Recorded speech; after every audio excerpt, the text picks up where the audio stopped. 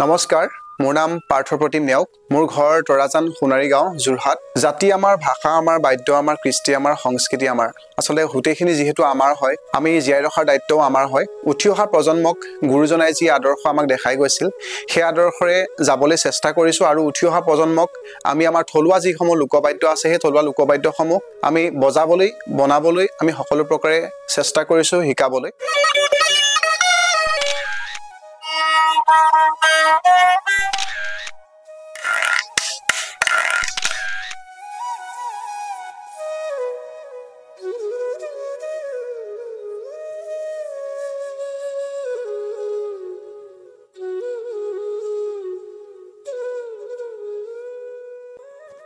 আমাৰ থলুৱা লোকবাদ্যসমূহ যিমানসমূহ আসলে হেৰাই যাবলৈ ধৰিছে সেয়ে আমি আমাৰ উঠি অহা প্ৰজন্মক মিটংকি ধুতংকি আমাৰ হুঁচৰি যিসমূহ বাদ্য আছিল সেই বাদ্যসমূহ তেওঁলোকক শিকাবলৈ বনাবলৈ বজাবলৈ আমি সকলো প্ৰকাৰে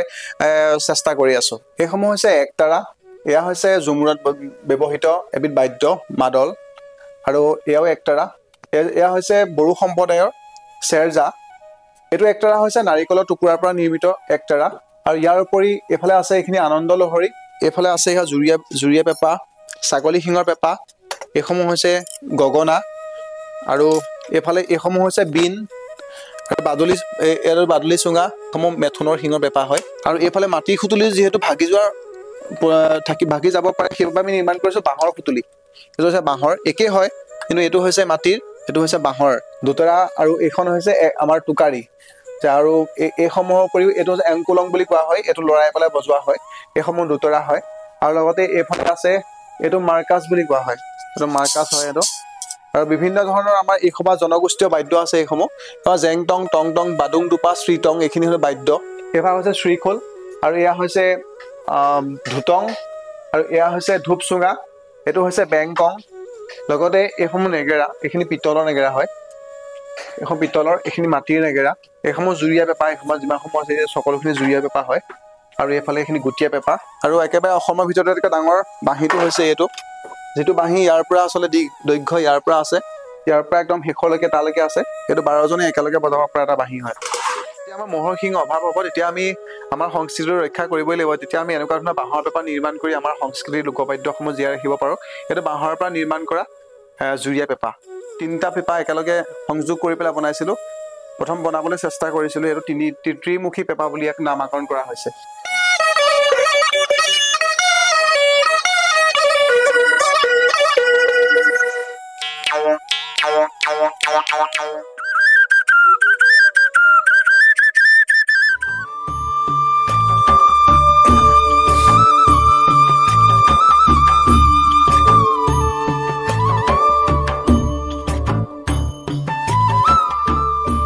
আমাৰ যিসকল নিবনুৱা প্ৰজন্ম আছে তেওঁলোকক আমি আমাৰ থলুৱা লোকবাদ্যসমূহ নিৰ্মাণ কৰিবলৈ তেওঁলোকক আমি শিকাইছো আৰু শিকাই এটা স্বাৱলম্বিতাৰ পথ তেওঁলোকক আমি দিবলৈ অহৰহ চেষ্টা কৰি আছো বৰ্তমান আমি 18 জন যুৱকক আমি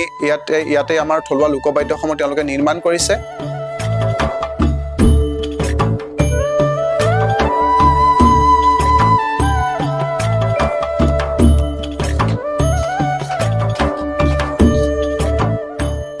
আমি যিমানসমূহ বাদ্য নিৰ্মাণ কৰো সেই নিৰ্মাণসমূহ ৰাইজৰ মাজলৈ লৈ যাবৰ বাবে আমি অসমীয়াৰ যিসকল ডাঙৰ আমি বিশাল বজাৰ পাওঁ আমি তালৈ যাওঁ আমি নিৰ্মাণ কৰা বাদ্যসমূহ আমাৰ কেৱল অসমৰ ৰাইজে আসলে ক্ৰয় নকৰে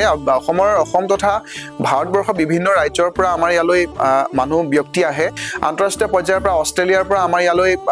কিছু ব্যক্তি আহিছে তেওঁলোকে আমাৰ এই লোকবাদ্যসমূহ তেওঁলোকে চাইছে ইয়াতে বজাইছে আৰু যিসকলক প্ৰয়োজন হয় তেওঁলোকে আমাক কুৰিয়াৰ যোগেদি আমি তেওঁলোকক পঠাবলৈ সদায় চেষ্টা কৰো তেওঁলোকে আমাক যোগাযোগ কৰে তেওঁলোকক আমি ডিটিডিসি যোগেদি তেওঁলোকক আমি আমাৰ থলুৱা লোকবাদ্যসমূহ তেওঁলোকক আমি পঠাবলৈ সদায় চেষ্টা কৰো এবিধ বাদ্য হৈছে ডগৰ এবিধ বাদ্যৰ নাম হৈছে বাদুলি চুঙা এটো বাঁহী হৈছে দুজনে একেলগে একে মুহূৰ্তত পৰিবেশন কৰিব পৰা এটা বাঁহী আৰু এটো বাঁহীৰ উপৰিও মই দুজন তিনিজন চাৰিজন এনেকৈ কৰি 12 জন একেলগে বজাব পৰা এটা বাঁহী নিৰ্মাণ কৰিছো